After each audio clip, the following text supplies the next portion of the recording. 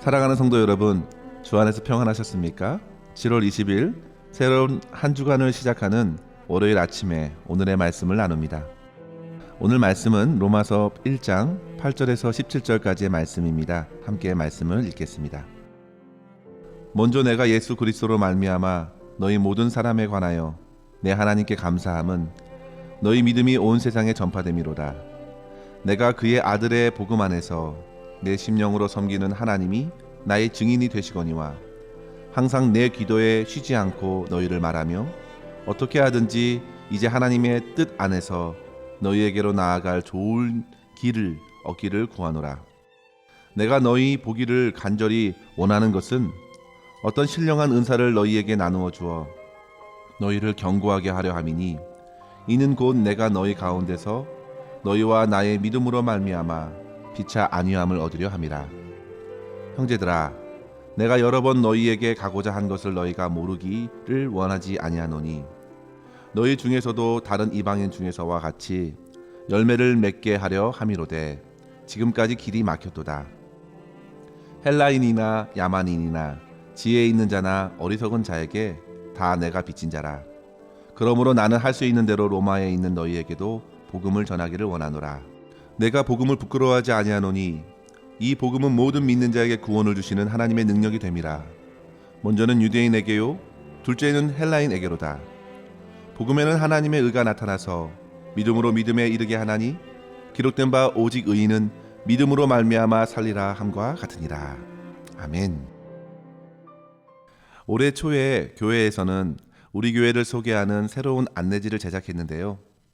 그 안내지 뒤편에 보시면 우리 교회를 이렇게 소개하고 있습니다. 다시 복음으로 돌아가 복음의 참 뜻을 깨달아 예수님을 믿고 따르는 제자가 되어 하나님을 사랑하고 이웃을 사랑하는 공동체. 여기서 저는 가장 핵심되는 단어가 바로 복음이라고 생각됩니다. 복음을 제대로 깨닫고 복음 대신 주님을 믿게 되면 그의 삶은 자연스럽게 제자의 삶으로 하나님을 사랑하고 이웃을 사랑하는 삶으로 이어져 가기 때문입니다.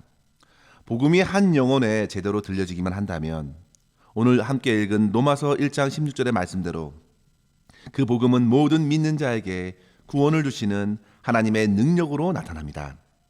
그리고 17절의 말씀대로 복음에는 그 하나님의 의가 나타나서 불의한 자들도 그 의를 믿음으로 힘입어 생명력 있게 살아가게 되는 것이죠.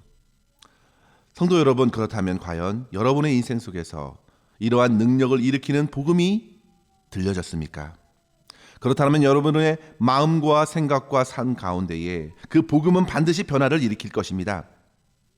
우리가 잘 알고 있는 종교개혁자 마틴 루터도 성실히 수도사 생활을 하였음에도 매일매일 자기의 영혼을 짓누르는 죄책감에서 헤어나지 못했을 그때에 로마서 1장 17절의 복음이 그에게 들려지자 비로소 그 복음이 가져다주는 참된 자유와 기쁨을 얻게 되었습니다. 사랑하는 성도 여러분, 우리는 어제부터 시작해서 이제 8월 말까지 로마서를 함께 묵상할 텐데요. 로마서는 이방인의 사도로 부름을 받은 사도 바울이 로마 교회 성도들에게 예수 그리스도의 복음과 그 복음에 합당한 삶을 참으로 논리정연하게 설명해 주면서 로마의 성도들에게 이러한 복음을 전하는 일에 함께 참여할 수 있도록 격려해 주고 있는 서신입니다. 특별히 오늘 본문에서 바울이 로마 교회의 성도들을 향하여 두 가지의 마음을 품고 있다는 사실을 발견하게 되는데요. 하나는 빚진 자의 마음이고 또 하나는 담대한 마음이었습니다. 이 시간 바울이 복음 안에서 이렇게 품게 된 마음들을 중심으로 해서 말씀의 은혜를 나눴으면 좋겠습니다. 첫 번째로 성도 여러분, 빚진 자의 마음입니다. 14절의 말씀을 보시면요, 헬라인이나 야만인이나 지혜 있는 자나 어리석은 자에게 내가 다 빚진 자라, 이렇게 말했습니다. 여기서 바울이 빚진 자의 대상을 한번 생각해 보십시오. 우리는 흔히 빚진 자의 마음이라 할 때에 예수님께서 죄인인 나를 위해서 엄청난 희생을 치르시고 나는 생명을 얻었으니 나는 주님께 빚진 자이다. 그렇게 은혜를 받았기 때문에 주님께 내 삶을 다시금 드리겠다는 의미로서 우리는 빚진 자의 의미를 생각하곤 하지만 오늘 본문에서 바울은 분명한 빚진 자의 대상이 있다는 사실입니다. 사실 우리 모두는 예수님께서 우리 죄를 위해서 흘리신 보혈을 어떻게 갚을 수 있겠습니까? 그것은 도저히 갚을 수 없는 은혜의 빚이라 할 수 있겠습니다. 그래서 우리의 삶을 종으로서 주님께 드릴 뿐이죠. 그러나 바울은 또 다른 빚의식을 가지고 있는데 그것은 바로 모든 이방의 사람들을 향한 빚입니다. 과거 바울은 유대교의 도를 지나치게 믿어서 도저히 예수님 믿는 이들을 가만히 놔둘 수 없었습니다. 그래서 그는 성도들을 잡기 위해서 다메섹으로 달려갔습니다. 그런데 도중에 우리 주님께서 그를 막아서셨습니다. 그리고 사도행전 26장 17절 이하에 이렇게 말씀하셨죠. 이스라엘과 이방인들에게서 내가 너를 구원하여 그들에게 보내어 그 눈을 뜨게 하여 하나님께로 돌아오게 하겠다고 그에게 말씀하셨습니다.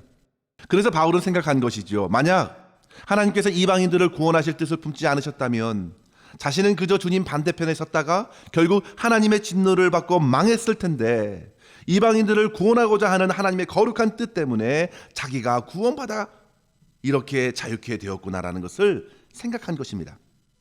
그래서 지금 바울은 이방인들에게 복음을 전함으로써 그 빚을 갚게 되는 것이죠. 바울이 구원받고 살아있는 이유가 바로 이방인에게 복음을 전하는 사명 때문이었던 것입니다. 그렇기 때문에 오늘 본문에서 그의 태도가 어떻게 비춰지나요? 주장하는 자세가 아니라 오히려 감사하는 모습으로 섭니다.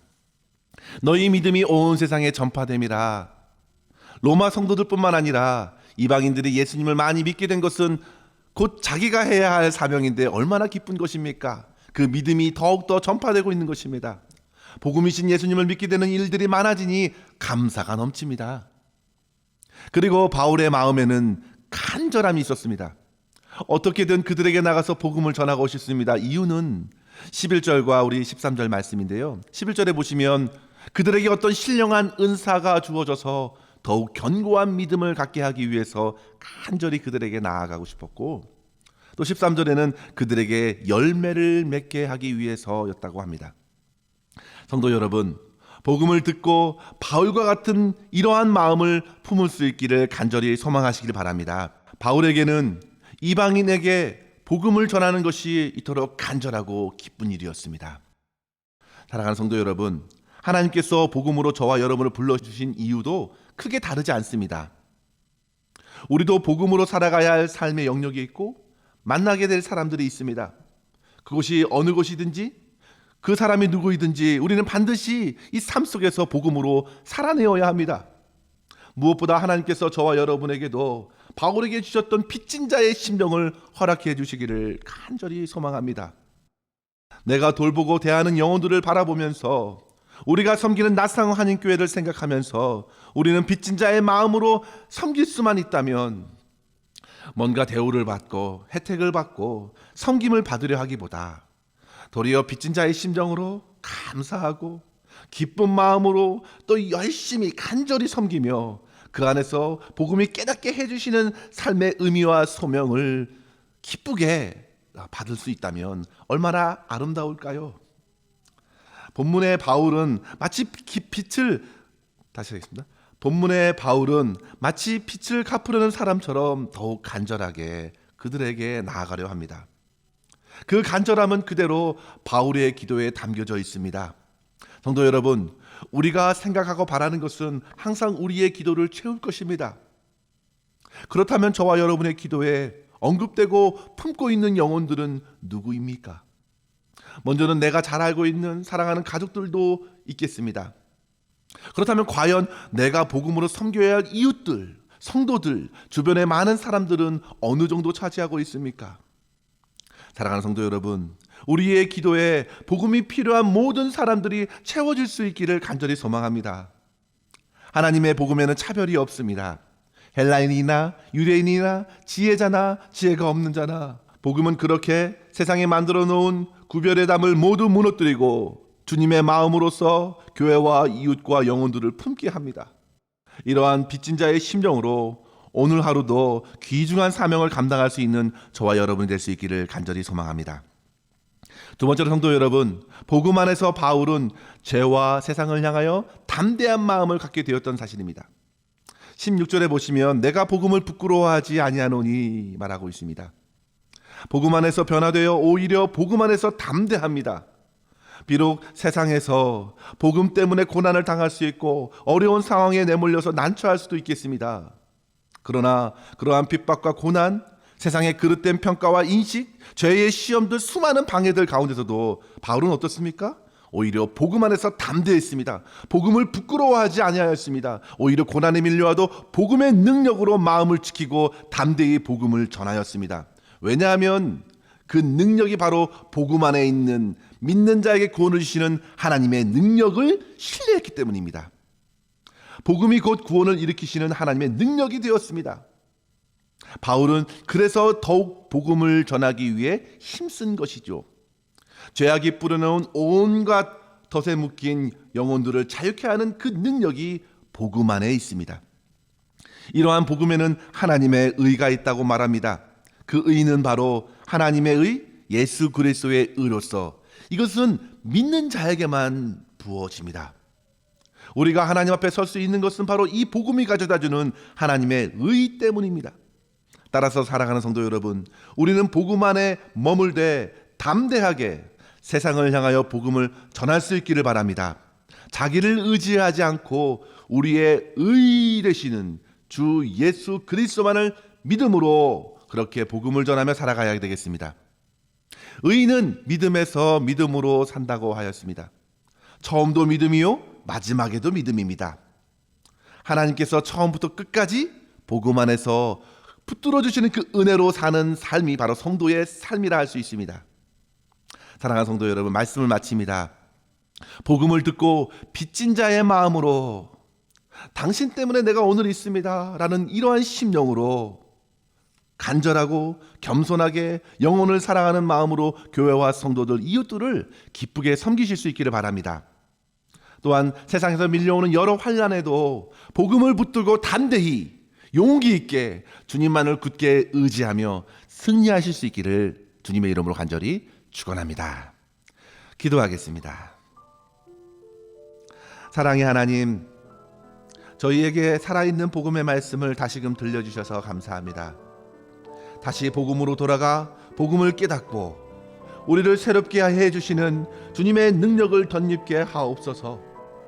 주님, 세상과 사람들에게서 자기의 권리를 주장하고 대접을 받으려는 자리에 머물러 있기보다 그 자리에서 내려와 복음 안에서 빚진 자의 심령으로 만나는 한 영혼 한 영혼을 겸손히 사랑으로 섬기게 하여 주옵소서.